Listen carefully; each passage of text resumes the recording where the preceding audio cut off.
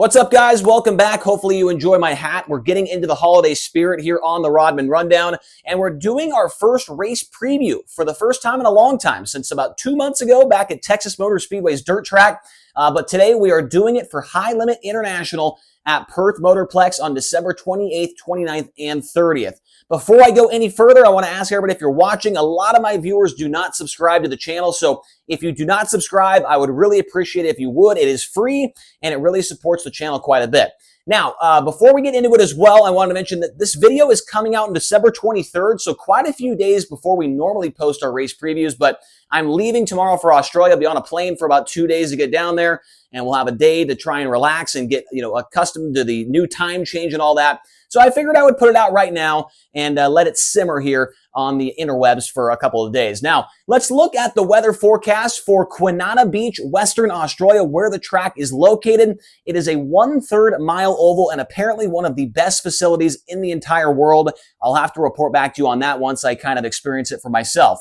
But on Saturday, the first prelim night, 86 degrees for a high, a low of 61. Sunday, a high of 89 degrees, a low of 66. Monday, the finale night, will be an 86-degree high and a 61-degree low. And all 3 days, it is supposed to be sunny skies, so we'll have to not worry about at all when it comes to rain. It is going to be a whole lot of fun to get down there. Now, the two prelim nights, $12,000 to win on both of those, and it all leads up to the $100,000 payout on Monday, December 30th. It also pays $2,000 to start that feature event. Estimated car count has been rising here over the last couple of days. A few days ago, it was 31, and then they posted today that they're up to 39. And so right now I have about 40-ish. I would guess we'd gain maybe 1 or 2, maybe 3 more. We still have about a week until the first, or about 5 days until the next, or the first prelim night happens. So we could add to that list. But a really good car count here going for this one. The most recent 410 winners taking place at the Perth Motorplex. On November 30th, it was James McFadden getting the win. On November 9th and October 26th, it was Dane Kingshot. October 19th, Ryan Newton. And on April 6th, so their season started on October 19th. It ended back on April 6th. So that was actually the last race of their last season for Caden Manders. He was the winner back on April 6th. Now, the times. This is a very important part. I've seen so many questions about this. But they are trying to go green on hot laps or qualifying around 6:30 p.m. Western Australia time. Now, for those of you East Coasters, that means 5:30 a.m. Eastern time. And for the left coasters, that is 2:30 a.m. Pacific time. So you're going to be waking up very, very early. Get your, your bacon and your eggs and legs if you're one of those guys. If you are, hey, man, I'm not judging you at all. But 2:30 a.m. for Pacific timers and 5:30 a.m. for the East Coasters. Now, let's look at the format that we've got going on here, because this is something that has not been mentioned very much. It is a little bit of a combination between the Gold Cup Race of Champions and the Skagit Nationals format. So on the 2 prelim nights, there will be 1 flight of qualifying no matter how many cars there are. And the order from the first night will be reversed for the second night. So if you went out last the first day, you're going to go out first for the second day.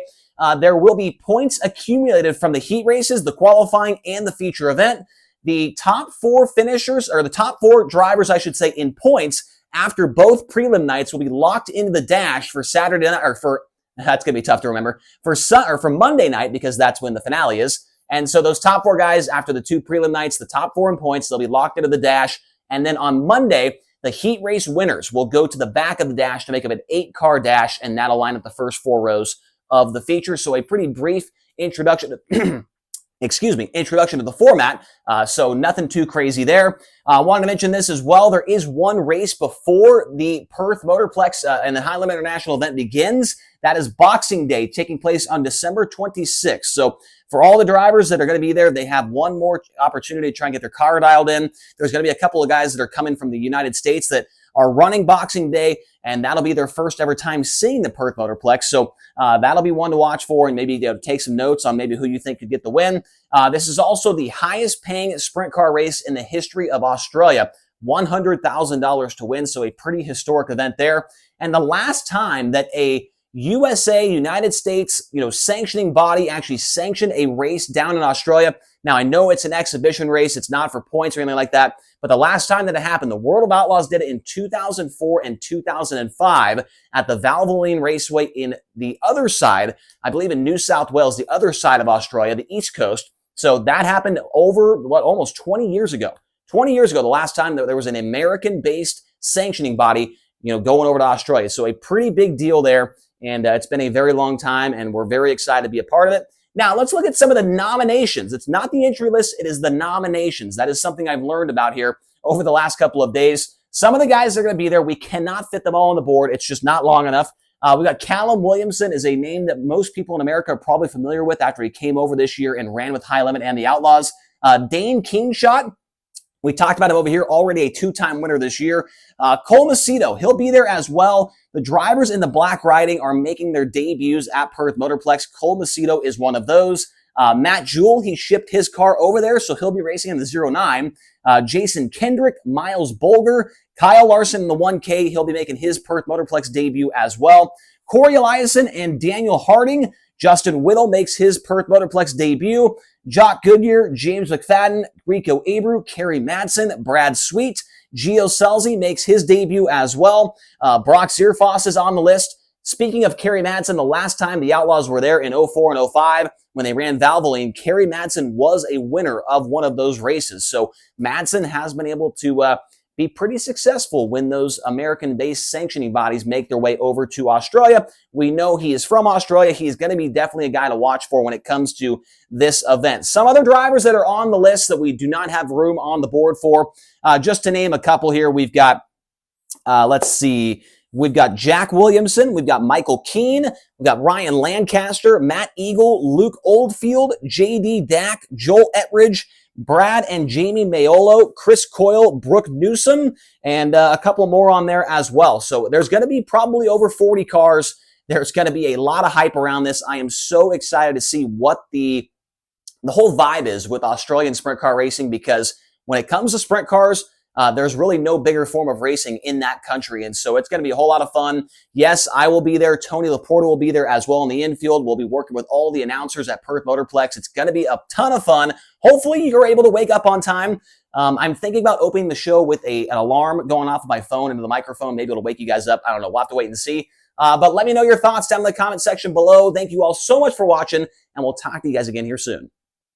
Guys, before I sign out on this video, I did want to mention this to any of the Australian fans that watch this channel and are going to be going to the Perth Motorplex for the High Limit International event. I will be bringing about 8 to 10 of these tumblers, I guess you'd call them.